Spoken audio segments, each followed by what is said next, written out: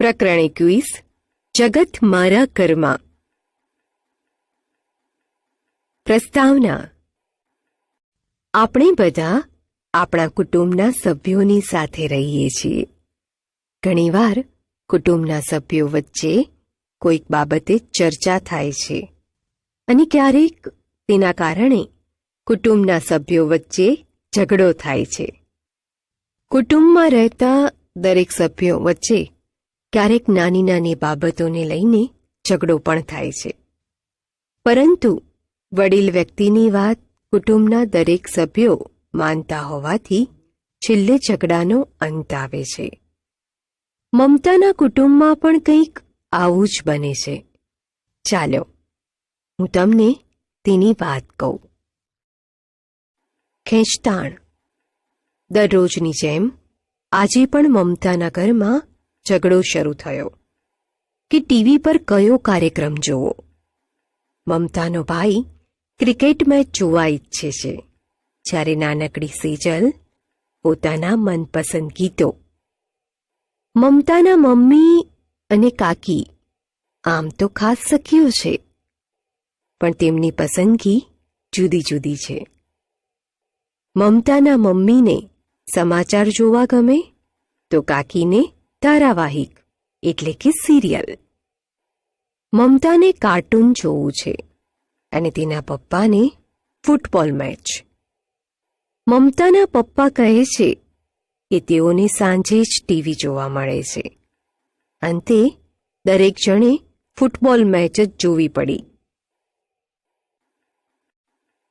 ચાલો વાત કરીએ. શું તમારા ઘરમાં પણ પંખા, ટીવી, સમાચાર પત્રો, ખુરશીઓ કે કોઈ બીજી વસ્તુઓ માટે ઝઘડો થાય છે? જો ઝઘડો થતો હશે તો તેનો અંત તો તમારા ઘરના વડીલ વ્યક્તિ જ લાવતા હશે, બરોબર ને? તમારા ઘરના કોઈ રસપ્રદ બનાવ વિશે વાત કરો જ્યારે કોઈ વસ્તુઓ માટે ઝઘડા થયા હોય. બાળમિત્રો, તમે બસમાં કે ટ્રેનમાં કેટલીક વખત બેસવાની જગ્યા માટે કે બીજા કોઈ કારણથી લોકોને ઝઘડતા જોયા હશે.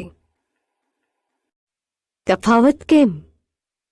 બાળમિત્રો, ચાલો હું તમને બીજી એક વાત કહું. સાંજના 7 વાગ્યા છે. પ્રતિભા તેની બહેનપણીના ઘરેથી દોડતી દોડતી પોતાના ઘરે જઈ રહી છે. તેના ભાઈઓ સંદીપ અને સંજય તેમના મિત્રો સાથે શેરીમાં રમવામાં વ્યસ્ત છે. તેઓને ઘરે જવાની ઉતાવળ નથી. જો તેઓ ઘરે મોડા જાય તો પણ તેમને કોઈ લડશે નહીં. પ્રતિભાને લાગે છે કે આ બરાબર નથી. તેના માટે અલગ નિયમ અને તેના ભાઈઓ માટે બીજો નિયમ. આવું કેમ? પરંતુ તે શું કરે? તમારા ઘરમાં અથવા તમારા મિત્રોના ઘરમાં આવું થાય છે? તમે તેના વિશે શું વિચારો છો? શું છોકરાઓ અને છોકરીઓ, પુરુષો અને મહિલાઓ માટે અલગ અલગ નિયમો હોવા જોઈએ? નહીં ને? છોકરા અને છોકરીઓ બંને માટે એક જ સરખા નિયમો હોવા જોઈએ, બરાબર ને? સ્ત્રી પુરુષને સમોવડી છે. બંને જીવનરથના 2 પૈડા છે. સમાજની આપણી જૂની માન્યતાને ત્યજી દેવી જોઈએ. સ્ત્રીને પણ પુરુષ જેટલું જ સન્માન મળવું જોઈએ. જો છોકરીઓએ છોકરાઓ માટેના અને છોકરાઓએ છોકરીઓ માટેના પરંપરાગત રીતે ચાલ્યા આવતા નિયમો પાળવાના હોય તો શું થશે? વિચારો તો. જો આવું થાય તો બધાને પરેશાની ઊભી થાય. પરંપરાગત ચાલ્યા આવતા નિયમોમાં હંમેશા પુરુષ પ્રધાન સમાજની જ વાત વિચારવામાં આવી છે. તેથી જો આવું થાય તો છોકરાઓ મહિલા પ્રધાન સમાજને સ્વીકારી ન શકે અને ઝઘડા થાય. વ્યવસ્થા ભાંગી પડે, બરાબર ને? મીના કાકી. બાળમિત્રો, ચાલો હું તમને બીજી એક વાત કહું. એક દિવસ મીના કાકી, પિન્ટુ અને પિંકી તથા તેમના મિત્રોને દરિયા કિનારે લઈ ગયા. તેઓ રેતી અને પાણીમાં રમ્યા, ચકડોળની સવારી કરી. ત્યારબાદ તેમણે ભેળપૂરી ખાધી અને ફુગ્ગાઓ લીધા. પછી દરેકે બરફગોળો, ગુલ્ફીની મજા માણી. ગુલ્ફી વેચનારે પૈસા લેવામાં ભૂલ કરી. તેણે 7ના બદલે 5 ગુલ્ફીના પૈસા જ ગણ્યા. બાળકોએ વિચાર્યું, આપણા પૈસા બચ્યા. પરંતુ મીના કાકીએ ગુલ્ફી વેચનારને 7 ગુલ્ફીના પૈસા ચૂકવ્યા. મીના કાકીએ તે દિવસે જે કર્યું તે બાળકો હંમેશા યાદ રાખશે અને બાળકોમાં પ્રમાણિકતાના ગુણ કેળવાશે. બરોબર ને? તમારી કલ્પનાથી આ વાર્તાનો અંત બદલાવીને, એટલે કે ગુલ્ફીવાળાની પ્રમાણિકતા પર વાર્તા તમારી નોટબુકમાં લખો અને કહો,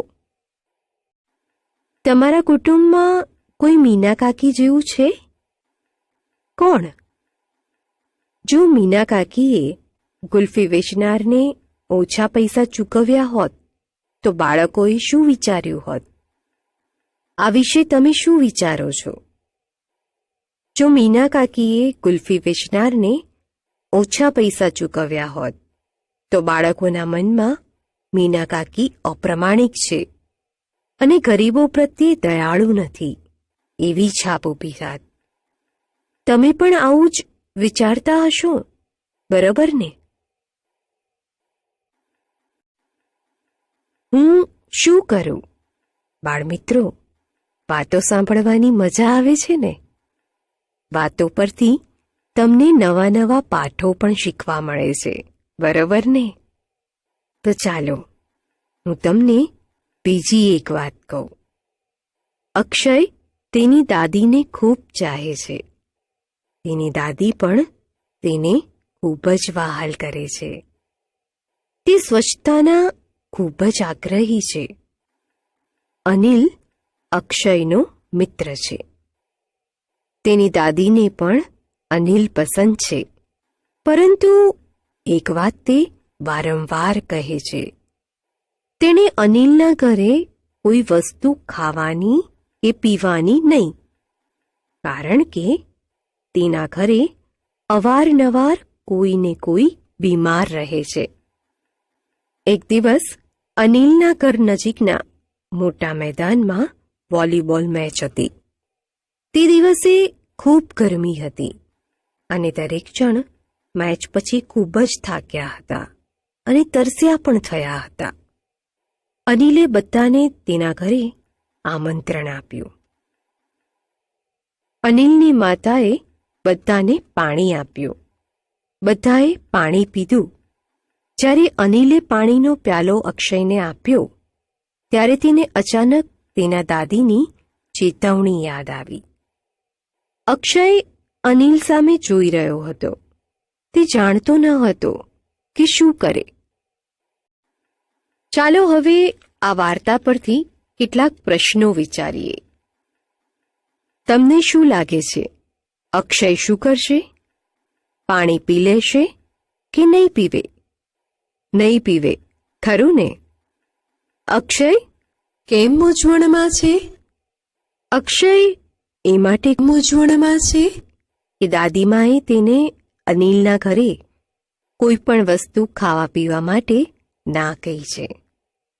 પરંતુ તે મિત્રતાને લીધે પાણીનો પ્યાલો લેવાની ના કહી શકે તેમ નથી. અક્ષયની દાદીએ તેને અનિલના ઘરે પાણી પણ ન પીવાની ચેતવણી કેમ આપી? અક્ષયના દાદીમાં સ્વચ્છતાના ખૂબ જ આગ્રહી છે. અનિલના ઘરે અવારનવાર કોઈને કોઈ બીમાર રહે છે. દાદીમાં એમ સમજે છે કે અનિલના ઘરે સ્વચ્છતા જળવાતી નથી, તેથી તેના ઘરેથી બીમારી જવાનું નામ નથી લેતી. અક્ષય જો અનિલના ઘરે પાણી પીવે તો તે પણ બીમાર પડી જાય તેવી સંભાવના હોવાથી અક્ષયના દાદીએ તેને અનિલના ઘરે પાણી ન પીવાની ચેતવણી આપી છે. તમે અક્ષયના દાદી સાથે સહેમત છો? તમારા મતે અક્ષયે શું કરવું જોઈએ? અક્ષયે સૌપ્રથમ પાણીના પ્યાલાને જોવો જોઈએ. જો તે સ્વચ્છ ન હોય અથવા તો પ્યાલાનું પાણી એકદમ ચોખ્ખું ન હોય તો અનિલનું ધ્યાન દોરવું જોઈએ. આ બાબતે સ્વચ્છતા વિશે અનિલ સાથે ચર્ચા કરવી જોઈએ. અનિલને તેના ઘરના માણસો અવારનવાર બીમાર પડે છે તેનું કારણ જણાવી તેને સ્વચ્છતાનું મહત્વ સમજાવવું જોઈએ. જીવનમાં હંમેશા સ્વચ્છતાને પ્રાધાન્ય આપવું જોઈએ. સાચું જ કહેવાયું છે કે સ્વચ્છતા ત્યાં જ પ્રભુતા. જો આપણે સ્વચ્છતા રાખીએ તો આપણે ઘણી બધી બીમારીઓથી બચી શકીએ છીએ. કોણ નક્કી કરશે? ચાલો હું તમને બીજી એક વાત કહું. કરસન ખૂબ જ મોટા કુટુંબમાંથી આવે છે. કુટુંબમાં ખેતી અને પૈસાની બાબતોનું તમામ કામ તેના મોટા કાકા સંભાળે છે. કુટુંબના નાના મોટા તમામ નિર્ણયો પણ તેઓ જ લે છે. અત્યાર સુધી તો કરસન ખેતરમાં જ કામ કરતો, પરંતુ હવે તેને કંઈક અલગ કરવું છે. તેને બેંકમાંથી અમુક રૂપિયા લઈ અને અનાજ દળવાની ઘંટી ખરીદવી છે. તેમના ગામમાં ઘંટી નથી. કરસનને પોતાના ઉપર વિશ્વાસ છે કે આ નવા કામથી તેના કુટુંબને ખૂબ જ ફાયદો થશે. પિતાજીને તો મનાવી લીધા, પરંતુ તેના મોટા કાકા તેની વાત સાંભળવા તૈયાર જ નથી. ચાલો હવે આ વાર્તા પરથી કેટલાક પ્રશ્નો વિશે વિચારીએ. તમે જો કરસનની જગ્યાએ હોત તો શું કરત? તમારી સાથે આવું ક્યારેય થયું છે કે તમારે કંઈક કરવું હોય અને તમારા કુટુંબના વડીલો તમને તેના માટે મંજૂરી ન આપે? તમારા ઘરમાં મહત્વના નિર્ણયો કોણ લે છે? તમારા કુટુંબમાં એક જ વ્યક્તિ બધા માટે નિર્ણયો લે તો તમને કેવું લાગે? તમને આ બાબત ગમશે નહીં, બરોબર ને? કુટુંબમાં હંમેશા બધાની સાથે ચર્ચા કરીને નિર્ણયો લેવા જોઈએ. આપણે બધા કુટુંબના સભ્યો સાથે રહીએ છીએ. કુટુંબના બધા સભ્યોની જવાબદારી કોઈ એક સભ્ય પર હોય છે. જે વ્યક્તિ પર જવાબદારી હોય તે ઘણીવાર થાકી જાય છે. આથી પરિવારના સૌ સભ્યોએ જવાબદારીઓ વહેંચી લેવી જોઈએ. આનાથી વિપરીત ઘણીવાર કુટુંબમાં એક જ વ્યક્તિ નિર્ણયો લે છે અને તેની સરમુખત્યારશાહીનો ભોગ કુટુંબે બનવું પડે છે. મને આ પસંદ નથી. બાળમિત્રો, ચાલો હું તમને વધુ એક વાત કહું. મીના અને રીતુ લંગડી રમી ઘરે જઈ રહી હતી. મીનાએ રીતુનો હાથ ખેંચીને કહ્યું, આવ, મારા ઘરે આવ. તારા કાકા ઘરે છે? જો તે હશે તો હું નહીં આવું. રીતુએ જવાબ આપ્યો, પણ તું આ શું કહે છે? કાકા તને પસંદ કરે છે. તે કહે છે તારી મિત્ર રીતુને ઘરે લઈ આવ. હું તમને બંનેને ઘણી બધી ચોકલેટ આપીશ. રીતુએ તેનો હાથ મીના પાસેથી છોડાવીને કહ્યું, મને તારા કાકાથી ડર લાગે છે. તે મારો હાથ પકડે છે તે મને નથી ગમતું. આટલું કહીને રીતુ ઘરે જતી રહી. ચાલો હવે આ વાર્તા પરથી કેટલાક પ્રશ્નો વિશે વિચારીએ. તમને ક્યારેય કોઈનું અડવું પસંદ ન હોય એવું બન્યું છે? કોનું અડવું તમને પસંદ નથી? જો તમે રીતુની જગ્યાએ હોવ તો શું કરો? જ્યારે આવી ઘટના બને ત્યારે બીજું શું કરી શકાય? ચર્ચા કરો. આવી ઘટના બને ત્યારે તે ઘટના પાછળના કારણો જાણવા જોઈએ. એવું પણ બને કે સામેવાળી વ્યક્તિ નિર્દોષ હોય, તેમના મનમાં સારો ભાવ હોય, પરંતુ જો ફરિયાદ પ્રમાણે તેમાં સત્યતા જણાય તો આવા માણસોને તેમ નહીં કરવા જણાવવું જોઈએ, તથા હું મારી મમ્મીને કહી દઈશ તેમ કહેવું જોઈએ. આમ છતાં તેનું વર્તન સુધરે નહીં તો મમ્મી પપ્પાને વાત કરી તેમને ઉઘાડા પાડવા જોઈએ. દરેકનું અડવું સરખું નથી હોતું.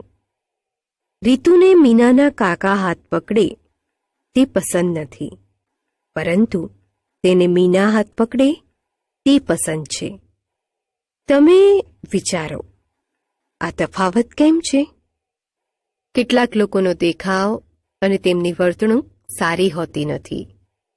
એવું બની શકે કે મીનાના કાકાનો દેખાવ સારો ન હોય કે તેમની વર્તણૂક સારી ન હોય. તેથી રીતુને મીનાના કાકાથી ડર લાગતો હોય અને રીતુને મીનાના કાકા હાથ પકડે તે પસંદ ન હોય.